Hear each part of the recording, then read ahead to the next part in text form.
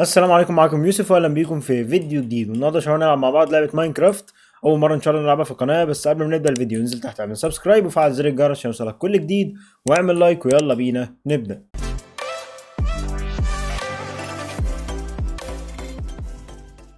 مبدئيا يا شباب انا مش عارف اي حاجه في اللعبه دي غير ان احنا المفروض ان احنا نعيش يعني اكبر وقت ممكن، وفي الاخر ان احنا نقتل التنين اللي موجود في اللعبه ونكسب الجيم يعني. بس الموضوع ده بيحتاج وقت طويل جدا ومحتاج ان احنا نجمع موارد وكده يعني عشان نعيش. فخلينا نبدا السلسله دي مع بعض ان شاء الله، ولو عجبتكم هنستمر فيها ان شاء الله في القناه، بس ربنا يستر واعرف العب يعني. تمام، دلوقتي يا شباب اول خطوه نعملها ان احنا نجمع خشب، يعني لازم نجمع الخشب الاول عشان يعني نبني كده كرافتنج تيبل ونحط الحاجات اللي احنا عايزينها مثلا، ونصنع سيف او نصنع اي حاجه احنا عايزينها.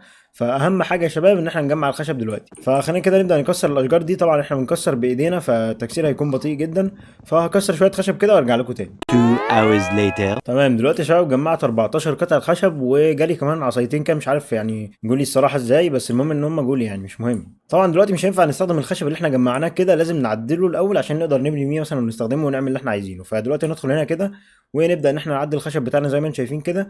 ال 14 يعني الواحده فيهم بتدينا 4، فاحنا ممكن نقعد نجمع كده يا شباب ونشوف هيدونا كام. زي ما انتم شايفين معانا 56 من الخشب ده، ومعانا عصايتين، يعني مش عارف العصايتين دول ممكن نعمل بيهم ايه بالظبط، فلسه هنكتشف يعني. وتقريبا يا شباب كمان احنا لازم ناكل، لان زي ما انتم شايفين المؤشر الاكل بتاعنا قليل يعني، فعشان كده مش مخلينا اجري خالص يعني، مخلينا اتمشى بس تمشيه كده، مش بيخليني اجري يعني. والكرافتنج تيبل دي يا شباب ممكن احنا نصنع بيها اي حاجه احنا عايزينها، سواء بيكاكس او سيف او اي حاجه احنا عايزينها يعني، ممكن نصنعها من الكرافتنج تيبل. فخلينا دلوقتي نصنعها ونشوف هنعمل ايه. زي ما انتم شايفين يا شباب حطيت 4 خشبات هنا وطلع لي كرافتنج تيبل اهي موجوده هنا.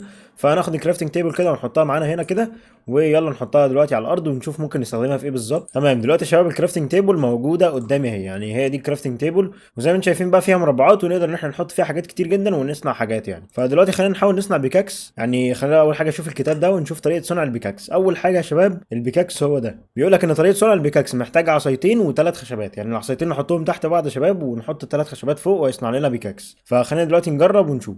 دلوقتي يا شباب هناخد العصايه ونحطها هنا كده، وناخد العصايه التانيه ونحطها برضو، وناخد الخشب يا شباب زي ما انتم شايفين كده، نحط واحده هنا وواحده هنا وواحده هنا، وكده زي ما انتم شايفين طلع لنا بيكاكس خشب. يعني الخشب ده اقل حاجه واضعف حاجه يعني، بس احنا المفروض ان احنا نبدا بيه عشان نطور يعني نفسنا بعد كده. دلوقتي هاخد البيكاكس كده واحطه معايا هنا كده، ونقدر بقى نستخدم البيكاكس دوت في ان احنا نكسر خشب اكتر يعني، وبطريقه اسرع. يعني زي ما انتم شايفين تكسير بالبيكاكس هيكون اسرع بكتير من ما انا اكسر بايدي يعني. ويا شباب زي ما انتم شايفين الشمس بدأت تغرب، والمشكلة ان لما الليل يجي بيجي وحوش كتير جدا وممكن يهجموا علينا يعني ويخلصوا علينا. فدلوقتي احنا محتاجين يا اما نعمل بيت على السريع يعني نحتمي فيه وكده، يا اما ان احنا يعني ندفن نفسنا تحت الارض او نعمل اي حاجه، بس المهم ان احنا يعني نكون في حمايه لغايه ما الصبح يطلع. دلوقتي يا شباب خلينا استخدم الخشب اللي معايا دوت عشان ابني بيه اي حاجه تحميني. يعني زي ما انتم شايفين كده نبني حيطه زي ما انتم شايفين، ونبني هنا كمان حيطه كده. وزي ما انتم شايفين يا شباب بنيت حواليا حيطه، المفروض ان انا اكون عملت سرير يعني وانام عليه عشان يطلع الصبح بسرعه، لكن المشكله ان انا مش معايا اي موارد دلوقتي والليل جه. فخلينا دلوقتي نحتمي بين الاربع حيطان لحد ما الليل يعدي، وبعد كده بالنهار يعني ان شاء الله نبقى نجمع موارد ونعمل اللي احنا عايزينه. 2000 years later. وكده يا شباب الشمس بدات تطلع، ويعني الصبح طلع كده ومفيش اي وحوش تاني، وممكن ناخد الكرافتنج تيبل.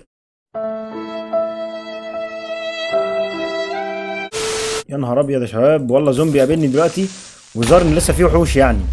المفروض ان انا يا شباب استخبى تاني لان الوحوش بتجري ورايا، فخليني دلوقتي استخبى كده، لان يا شباب الظاهر ان الوحوش برضو بتفضل موجوده شويه الصبح يعني، فمش عارف بصراحه. دلوقتي يا شباب انا تحت الارض عملت سيف، وزي ما انتم شايفين في صوت امطار يعني، فالظاهر كده ان الامطار يعني بدات تنزل يعني. فدلوقتي خلينا نكسر الخشب ده واطلع بره، ولو واجهني اي وحوش يعني ممكن اقتلهم بالسيف. وزي ما انتم شايفين في صوت وحوش بره، يعني مش عارف عايزين مني ايه بصراحه. تمام دلوقتي يا شباب خليني اقتل اللي محشور هنا ده وعمال يعمل لي صوت، فخليني دلوقتي اقتله بالسيف ونشوف بقى هنعمل ايه بعدها. دلوقتي زي ما انتم شايفين قتلته كده بالسيف، وهي يا شباب والله زي ما انتم شايفين امطار غزيره جدا يعني دلوقتي، ومش عارف بصراحه ان انا المفروض اعمل ايه يعني في الامطار دي. لكن يا شباب من الضروري ان انا يعني اصطاد حد من الخرفان يعني، عشان الخرفان بتخليني يا اما اعمل سرير او اكلهم يعني، ودي حاجه مفيده. فدلوقتي خلينا ندور على خروف كده اصطاده ونشوف هنقدر نعمل السرير ازاي. وبعد ما نعمل سرير يعني ممكن نعمل بيت بقى ونعمل له باب وكده عشان نحتمي فيه وقت الخطر يعني، وما نبقاش مضطرين كل شويه نهد ونبني ونهد ونبني وهكذا يعني. بحاول يا شباب ادور على خروف، بس الظاهر ان مفيش، وبالذات في الامطار دي يعني ما اظنش ان انا هلاقي. فخليني دلوقتي اكمل تدوير كده واشوف لو لقيت وهقول لكم يعني. زي ما انتم شايفين يا شباب لقيت خروف هنا، ومش عارف بصراحه انا بعدت قد ايه عن البيت اللي انا كنت عامله، بس ما علينا يعني. المهم ان انا لقيت خروف، فخليني دلوقتي اقتله كده ونشوف هنقدر نستفيد منه ايه يعني. زي ما انتم شايفين كده بقى معانا يعني الوول بتاعه اللي هو الصوف بتاعه، ومعانا برده اللحمه بتاعته. فدلوقتي خلينا نشوف بقى ممكن نعمل بيهم ايه. بس يا رب اعرف ارجع اساسا، انا مش عارف انا رحت فين اساسا، بس ما علينا يعني. اه يا شباب، هو المكان هناك اهو، الحمد لله لقيته يعني. ودلوقتي هرجع واحط فيه سرير ان شاء الله، بس مش عارف السرير بيتطلب مني كام وحده صوف يعني. وزي ما انتم شايفين برضو الاكل بتاعي قليل، يعني المفروض برضو ان انا اكل يعني زي ما قلت لكم. 2000 years later. طبعا يا شباب السرير كان محتاج مني ان انا اقتل 3 خرفان يعني، فقعدت كتير جدا ادور عليهم وقتلتهم الحمد لله.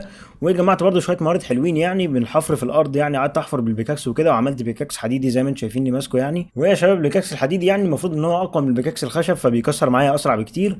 ودلوقتي خلينا نروح البيت ونشوف البيت بقى عامل ازاي يعني. يا شباب زي ما انتم شايفين انا عملت شويه حلوين في البيت يعني، وخليت الارضيه بتاعته خشب يعني، ولسه شغال فيه برضو. وحفرت كتير جدا يا شباب في النفق اللي انتم شايفينه ده عشان استخرج الموارد يعني، واقدر ابني بيها حاجات وكده. وعملت كمان يا شباب فرن زي ما انتم شايفين يعني، موجود هنا اهو. ممكن نجيبه كده ونحطه مكان ديرت دوت يعني كده. وممكن يا شباب نحط الفرن هنا في الزاويه اللي انتم شايفينها دي هنا كده. وبس ممكن نحط كمان السرير يعني، ممكن السرير نحطه هنا كده. فخلينا دلوقتي نحط السرير زي ما انتم شايفين كده. وعايزين نقفل المكان ده يا شباب برضو. تمام دلوقتي يا شباب هنقفل المكان دوت زي ما انتم شايفين يعني، جمعت شويه خشب برضو ممكن نقفله كده. وزي ما انتم شايفين يا شباب قفلنا المكان خلاص يعني. لكن المشكله يا شباب ان المكان هنا ما فيهوش نور يعني. بس خلينا دلوقتي ننام ونصحى، ولما نصحى يا شباب يكون الصبح طلع على طول يعني. دلوقتي مش مضطرين ابدا ان احنا نفضل مستنيين لغايه ما الليل كله يعدي يعني. وكمان يا شباب عملت بيبان عشان دي الحاجه اللي نسيت اقول لكم عليها، وممكن نحط البيبان دي هنا عشان ما حدش يدخل لنا يعني، ولا وحوش ولا اي حاجه. ندخل جوه كده ونقفل الباب علينا، وممكن نروح ننام بقى على السرير ونستنى لغايه لما الصبح يطلع يعني. تمام دلوقتي زي ما انتم شايفين رجعنا تاني، والصبح طلع زي ما انتم شايفين كده. ويا شباب ده شكل البيت من بره زي ما انتم شايفين يعني كده. ودلوقتي كمان يا شباب النفق اللي انا حفرته دوت يعني واستخرجت منه المواد، ممكن نقفله برده بباب كده عشان نخلي يعني النفق لوحده والبيت لوحده يعني.